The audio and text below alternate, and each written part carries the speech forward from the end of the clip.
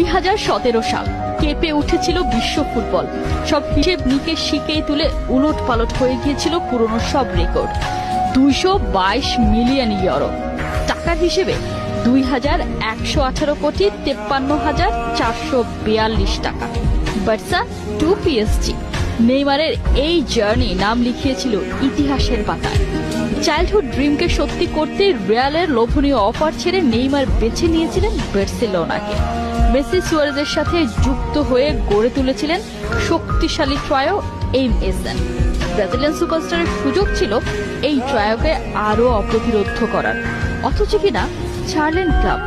তাহলে কি ক্যারিয়ার নয়, বরং টাকার লোভ? নেইমারকে নিয়ে চারিদিকে শুরু হয়ে যায় এমন সমালোচনা। এই ঘটনার কেটে গেছে 7 বছর। সেই নেইমার পিএসজি ছেড়ে পাড়ি দিয়েছেন সৌদি আরব। প্রশ্ন হতেই পারে, এত বছর পর